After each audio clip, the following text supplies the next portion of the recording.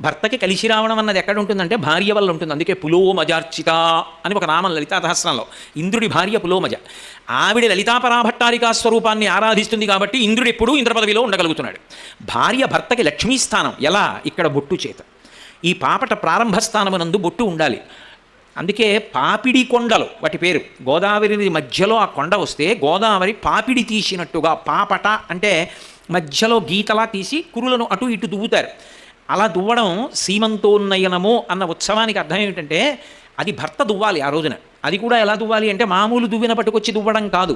అడవి పంది, ముళ్ళ పంది యొక్క ముళ్ళు తీసుకొచ్చి ఆ ముళ్ళుతోటి పాపట తీయాలి. పాపట తీసి కురులను అటు ఇటు ఇప్పి సీమాంతము, సీమ అంటే ఇక్కడతో అంతము, హద్దు, ఇక్కడ వరకు దువ్వి కురులను అటు ఇటు తీసి జుట్టు ఎత్తి ముడివేస్తాడు భర్త. అలా ముడివేస్తే ఆమెకు గర్భమునకు కూడా రక్ష. అది సీమంతోన్నయనం. అంతేగాని మీరెన్ని రకాల స్వీట్లట్టుకొస్తారు, మేమెన్ని రకాల స్వీట్లట్టుకొస్తాం